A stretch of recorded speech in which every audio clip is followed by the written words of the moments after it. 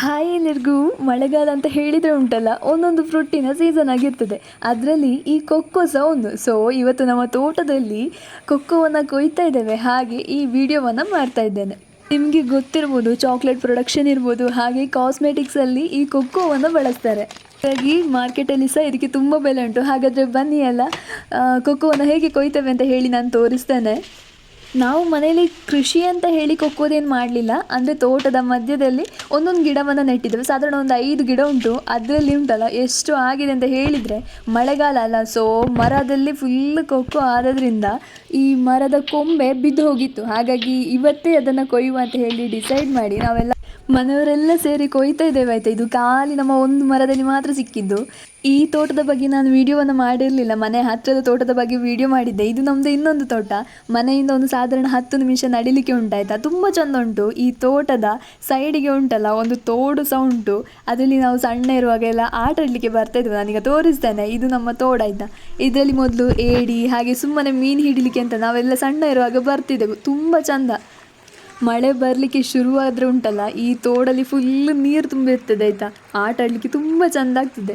ಮಳೆಗಾಲ ಅಂತ ಹೇಳಿದರೆ ಉಂಟಲ್ಲ, ಖಾಲಿ ಮೀನು ಮತ್ತು ಏಡಿ ಹಿಡಿಲಿಕ್ಕೆ ಮಾತ್ರ ಅಲ್ಲ, ಇದರಲ್ಲಿ ತೆಂಗಿನಕಾಯಿ ಕೂಡ ಬರಲಿಕ್ಕೆ ಶುರುವಾಗ್ತದೆ. ನಮ್ಮ ತೋಟದ್ದಿರಲಿ ಹಾಗೆ ಬೇರೆಯವರ ತೋಟದ್ದು ಇರಲಿ. ಈಗ ತೋಟಕ್ಕೆ ಅಡಿಕೆ ಇರ್ಬೋದು, ಹಾಗೆ ಎಂತಕ್ಕೆ ಎದ್ದು ಕೆಲಸಕ್ಕೆ ಬಂದರೆ ಈ ನೀರಿಗೆ ಇಳಿಯದೆ ಹೋಗದೆ ದಿನವೇ ಇಲ್ಲ. ಈ ತೋಟಕ್ಕೆ ಬಂದು ಅಡಿಕೆ ಎಲ್ಲ ಹೇಗೆ ಸುಸ್ತಾಗಿರ್ತದಲ್ಲ, ಬೆವರಿರ್ತದೆ. ಸೊ ಈ ನೀರಲ್ಲೊಮ್ಮೆ ಕೈ ಕಾಲು ತೊಳೆಯುವಾಗ ತುಂಬ ಫ್ರೆಶ್ ಅನ್ನಿಸ್ತದೆ. ಮತ್ತು ಈ ಕೊಕ್ಕೋ ಉಂಟಲ್ಲ, ಅದು ಆಗೋದೇ ಮಳೆಗಾಲದ ಟೈಮಲ್ಲಿ. ಕೆಲವರು ಉಂಟಲ್ಲ, ಖಾಲಿ ಇದನ್ನೇ ನೆಟ್ಟು ಕೂಡ ಕೃಷಿಯನ್ನು ಮಾಡಿ ಲಕ್ಷಗಟ್ಟಲೆ ಲಾಭವನ್ನು ಕೂಡ ಪಡಿತಾರೆ. ಹಾಗೆ ಕೆಲವು ಉಪ ಬೆಳೆತಾರೆ. ಅಂದರೆ ಈ ತೋಟದ ಮಧ್ಯೆ ಈಗ ನಾವು ನೆಟ್ಟಿದ್ದೇವಲ್ಲ, ಹಾಗೆ ನೆಟ್ಟು ಕೂಡ ಲಾಭವನ್ನು ಪಡಿತಾರೆ.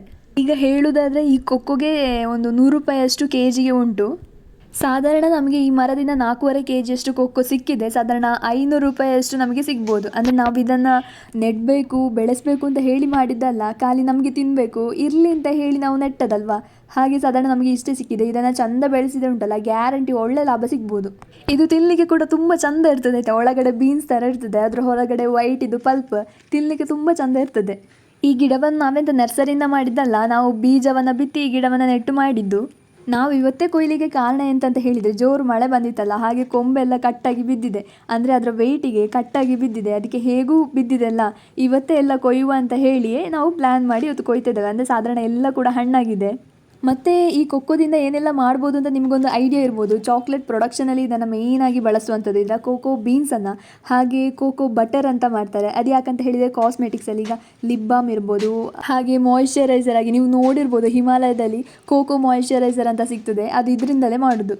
ಮತ್ತು ಇದನ್ನು ಫಾರ್ಮಸ್ಯೂಟಿಕಲಲ್ಲಿ ಕೂಡ ಯೂಸ್ ಮಾಡ್ತಾರೆ. ಅಂದರೆ ಫ್ಲೇವರ್ಗೋಸ್ಕರ ಇದನ್ನು ಬಳಸೋದು ಕೂಡ ಉಂಟು. ಮತ್ತು ಇದನ್ನು ತಿನ್ನೋದು ಕೂಡ ತುಂಬ ಒಳ್ಳೆಯದು. ಆ್ಯಂಟಿ ಆಕ್ಸಿಡೆಂಟ್ ಗುಣ ಈ ಹಣ್ಣಲ್ಲಿ ಉಂಟು. ಹಾಗೆ ಫ್ಲೆವೆನಾಯ್ಡ್ಸ್ ಅದರಲ್ಲಿ ಮೇನ್ ಸೋರ್ಸ್ ಇರುವಂಥದ್ದು. ಹಾಗೆ ಇದನ್ನು ಸೇವನೆ ಮಾಡೋದ್ರಿಂದ ಹೃದಯದ ಆರೋಗ್ಯ ಹಾಗೆ ಮೆದುಳಿನ ಫಂಕ್ಷನ್ಗೆ ಕೂಡ ತುಂಬ ಒಳ್ಳೆಯದು. ವೆಯ್ಟ್ ಮ್ಯಾನೇಜ್ಮೆಂಟನ್ನು ಮಾಡ್ಕೊಳ್ಬೋದು ಅಂತ ಹೇಳ್ತಾರೆ. ಹಾಗೆ ಇದನ್ನು ಚಾಕ್ಲೇಟ್ ಮಾಡುವಲ್ಲಿ ಬಳಸ್ತಾರಲ್ಲ, ಅದರಿಂದ ಮೂಡ್ ಲೆವೆಲನ್ನು ಕಂಟ್ರೋಲ್ ಮಾಡಲಿಕ್ಕೆ ಇರ್ಬೋದು, ಅಥವಾ ಮೂಡ್ ಸ್ವಿಂಗ್ ಆಗುವಂಥದ್ದು, ಅಥವಾ ಸ್ಟ್ರೆಸ್ ಲೆವೆಲ್, ಇದನ್ನು ಕಂಟ್ರೋಲ್ ಮಾಡುವಂತಹ ಶಕ್ತಿ ಈ ಕೋಕೋದಲ್ಲಿ ಉಂಟು. ಹಾಗೆ ಇದನ್ನು ಬೆವರೇಜ್ ಆಗಿ ಕೂಡ ಬಳಸ್ತಾರೆ. ಇನ್ನೊಂದು ಕೋಕೋ ಪೌಡರ್ ಆಗಿ ನೀವು ನೋಡಿರ್ಬೋದು, ಈ ಚಾಕ್ಲೇಟ್ಸ್ಗಳಲ್ಲಿರ್ಬೋದು, ಕೇಕ್ಸ್ಗಳಲ್ಲಿ ಹಾಕಲಿಕ್ಕೆ ಇದನ್ನು ಬಳಸ್ತಾರೆ. ಅಷ್ಟೇ ಅಲ್ಲ, ಇದನ್ನು ಸೋಪ್ ಮಾಡಲಿಕ್ಕೆ ಹಾಗೆ ಫೇಸ್ ಮಾಸ್ಕ್ಗಳಲ್ಲಿ ಕೂಡ ಇದನ್ನು ಬಳಸೋದುಂಟು. ಈ ಹಣ್ಣನ್ನು ಹಾಗೆ ಮಾರೋದಲ್ಲ, ಇದರ ಒಳಗಡೆ ಉಂಟಲ್ಲ ಆ ಬೀನ್ಸ್ ಇರ್ತದಲ್ಲ, ಕೋಕೋ ಬೀನ್ಸನ್ನು, ಅದನ್ನು ತೆಗೆದು ಮಾರಿದರೆ ರೇಟ್ ಜಾಸ್ತಿ. ಕೊಕ್ಕೋವನ್ನು ಹಾಗೆ ಮಾರಿದರೆ ರೇಟ್ ಕಡಿಮೆ ಅಂತ ನಾನು ಅಂದ್ಕೊಳ್ತೇನೆ. ಒಳಗಿದ್ದನ್ನು ಮಾತ್ರ ತೆಗೆದು ಮಾರಿದರೆ ತುಂಬ ರೇಟ್ ಉಂಟು ಇದಕ್ಕೆ. ಇದು ಮರ ಸಾಧಾರಣ ತುಂಬ ದೊಡ್ಡ ಹೋಗಿದೆ. ಹಾಗೆ ಇದು ವೆಯ್ಟಾಗಿ ಕಟ್ಟಾಗಿ ಬಿದ್ದಂಥದ್ದು. ಅದಕ್ಕೆ ಹೇಗೂ ಕಟ್ಟಾಗಿದೆಯಲ್ಲ, ಅದಕ್ಕೆ ಸ್ವಲ್ಪ ಕ್ಲೀನ್ ಮಾಡುವಂತ ಹೇಳಿ ಎಲ್ಲ ಸೇರಿ ನಾವು ಕ್ಲೀನ್ ಮಾಡ್ತಾ ಇದ್ದೇವೆ. ಈಗ ಮರವನ್ನೆಲ್ಲ ಚಂದ ಕಟ್ ಮಾಡಿದರೆ ಉಂಟಲ್ಲ, ಚಂದ ಕೊಂಬೆಗಳು ಹಾಗೆ ಎಲ್ಲ ರೆಂಬೆಗಳು ಜಾಸ್ತಿ ಬೆಳೀಲಿಕ್ಕೆ ಶುರುವಾಗ್ತದಲ್ಲ, ಹಾಗೆ ಫ್ರೂಟ್ಸ್ ಕೂಡ ತುಂಬ ಆಗಲಿಕ್ಕೆ ಶುರುವಾಗ್ತದೆ. ಸೊ ನೆಕ್ಸ್ಟಿಗೆ ಆಗುವಾಗ ಆಗ್ತದೆ. ಇದು ನೋಡಿ ಅಂತೆ ಕೊಕ್ಕೋ ಸಾಧಾರಣ ಇಷ್ಟು ಉದ್ದಕ್ಕೆ ಇರ್ತದೆ. ಅದರ ಒಳಗಡೆ ಪಲ್ಪ್ ಇರುವಂಥದ್ದು. ಎಲ್ಲ ಕೂಡ ಹಣ್ಣಾಗಿದೆ ಸಾಧಾರಣ, ಎಲ್ಲ ಹಣ್ಣಾಗಿದೆ. ಸ್ವಲ್ಪ ಕಾಯಿ ಉಂಟು.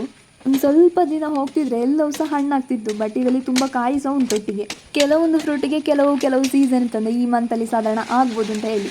ಹಾಗೆ ಕೊಕ್ಕೋ ಕೂಡ ಈ ಮಳೆಗಾಲದ ಟೈಮಲ್ಲಿ ಆಗುವಂಥದ್ದು. ಜಾಸ್ತಿ ಇದೆ ಜುಲೈ ಎಲ್ಲ. ಈಗ ಜುಲೈಯಲ್ಲಿ ಜಾಸ್ತಿ ಸಾಧಾರಣ ಎಲ್ಲ ಹಣ್ಣು ಸಿಗುವಂಥದ್ದು. ಈಗ ಜಾಕ್ ಫ್ರೂಟ್ ಇರ್ಬೋದು, ಅಂದರೆ ಹಲಸಿನ ಹಣ್ಣು ಇರ್ಬೋದು, ಅದು ಕೂಡ ಮಳೆಗಾಲದಲ್ಲೇ ನಾವು ಜಾಸ್ತಿ ನೋಡಲಿಕ್ಕೆ ಸಿಗೋದು. ನನಗೆ ತೋರಿಸ್ತೇನೆ ಆಯಿತಾ ಹೇಗೆ ಕಟ್ ಮಾಡೋದು ಅಂತ ಹೇಳಿ.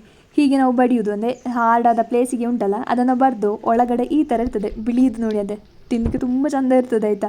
ಈ ಥರ ಇರೋದನ್ನು ತಿನ್ನೋದು, ಹಾಗೆ ಅಷ್ಟನ್ನು ತೆಗೆದು ಮಾರುವಂಥದ್ದು. ಇದು ನಮ್ಮ ತೋಟ. ಹಾಗೆ ತೋಟದ ಸೈಡಲ್ಲಿ ದೊಡ್ಡ ಗುಡ್ಡ ಆಯಿತಾ, ತುಂಬ ಮರ ಉಂಟು ಅದರಲ್ಲಿ. ಅದರ ಕೆಳಗಡೆ ನಾನಾಗ ತೋರಿಸಿದ್ದೇನಲ್ಲ ಅದು ತೋಡು. ಸೊ ಇವತ್ತಿನ ವಿಡಿಯೋದಲ್ಲಿ ನೋಡಿದ್ರಲ್ಲ ಹೇಗೆ ನಾವು ಕೊಕ್ಕೋವನ್ನು ಕೊಯ್ತೇವೆ, ನಮ್ಮ ತೋಟವನ್ನು ತೋರಿಸಿದೆ. ಈ ವಿಡಿಯೋ ನಿಮಗೆ ಇಷ್ಟ ಆಗಿದ್ರೆ ಒಂದು ಲೈಕ್ ಮಾಡಿ. ಹೀಗೆ ನಿಮ್ಮ ಮನೆಯಲ್ಲಿ ಸಹ ಇದ್ದರೆ ಕಮೆಂಟ್ ಬಾಕ್ಸಲ್ಲಿ ಕಮೆಂಟ್ ಮಾಡಿ, ಶೇರ್ ಮಾಡಿ, ಸಬ್ಸ್ಕ್ರೈಬ್ ಮಾಡದೆ ನೋಡ್ತಿರುವವರು nature's flavours hub Kannada videos ಚಾನಲ್ನ ಸಬ್ಸ್ಕ್ರೈಬ್ ಮಾಡಿ. Thanks for watching. Bye bye.